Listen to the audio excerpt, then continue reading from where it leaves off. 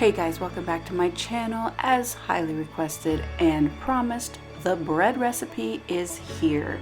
Keep in mind my bread recipe is a high altitude bread recipe. All the alterations you would need to make if you are not in a high altitude area would be the temperature at which you are cooking it. Everything else will be exactly the same. If you're new here, my name is Rita Slanina. I am an actress and author. I love to do lifestyle content. So please like, comment, and of course subscribe and share the video. Okay, let's get to it and bake some bread. Alright, the first thing I want to do is choose a pan. I typically go with either my cast iron loaf pan, but today I'm going to use my Dutch oven.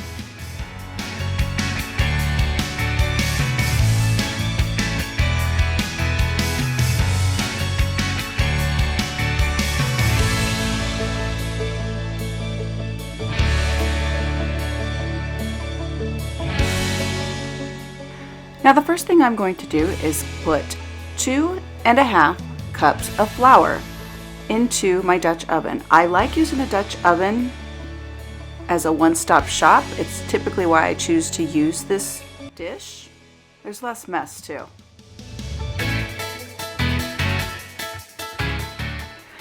This is a sourdough starter. I have recently been given this by a dear friend in my writing group, and it has been known to me that this particular sourdough starter is over 250 years old. How freaking cool is that? So cool. So basically you're going to split the difference. You are doing a total of 2.5 cups like you would regular bread, except instead of 2.5 cups full of flour only, you're going to do 2.5 cups in a mixture of both the sourdough starter and the flour.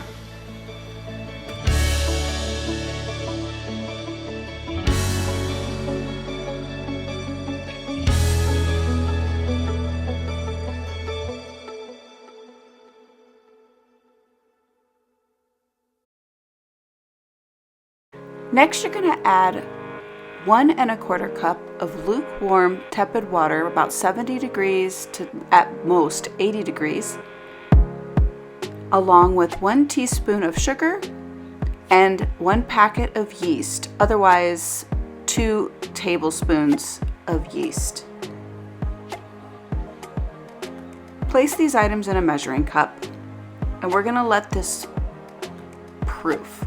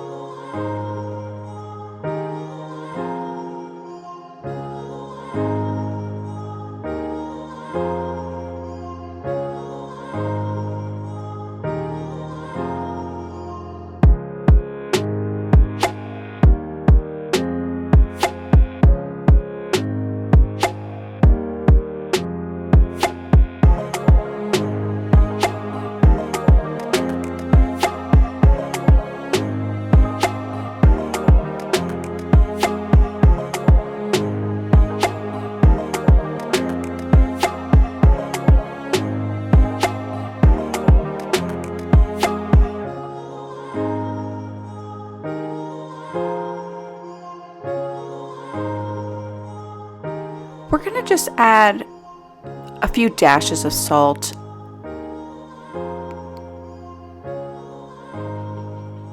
You can add up to a teaspoon, but I just eyeball it. And at least about 5 minutes we have our proofed yeast and water mixture, and that is ready to go into the flour mixture into our dish.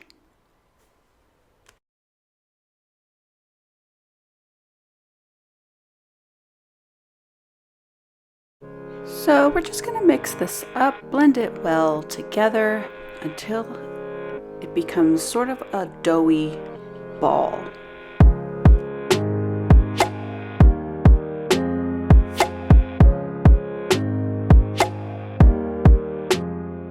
I find that in the case of making sourdough bread, it doesn't get quite into a ball form. And if you don't like that, you can absolutely add more flour to it. I tend to leave it this way because it gives it a little bit more of a chewy texture. It's still fluffy, you still get the bread result. In the end, it just doesn't have that formed ball like you would a regular bread recipe. Put in the comments below if you'd like to see a regular bread recipe that's not sourdough. I'd happy to do it. So what I'm going to do here is put a light coating of oil on top. This helps keep the top of the bread moist so it does not dry out while you're waiting for it to rise. Now you're going to want to cover your bread. You can use saran wrap, you can use a dish towel that's damp, wet, or as I've done here, this is why I use my Dutch oven, is I keep the lid on it and then I kind of set it and forget it until it rises. This could be about an hour. Then I'm going to take some flour, put it on my hands. This is a chewier recipe because I'm doing a sourdough bread recipe here. So what I'm going to do is use probably quite a bit of flour so that I can fully move the dough around. Generally with a regular bread, you're going to want to stretch out and in, turn it, stretch it out and in, and turn it again, putting the seams back down into your dish. I couldn't really do that with the sourdough recipe, bread recipe, but as you can see, the mess that is my bread dough.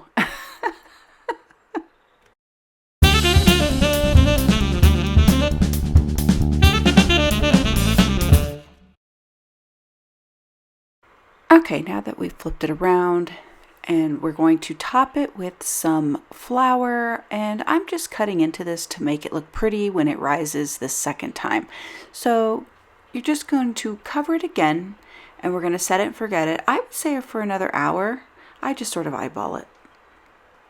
And there we have it. It is risen again.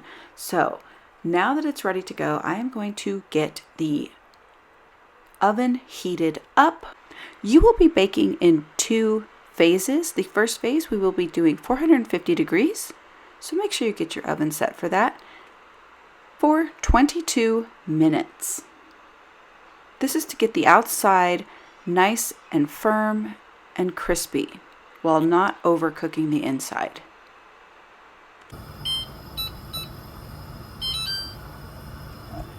When your timer goes off, you're going to lower the heat to 400 degrees and cook an additional 16 minutes.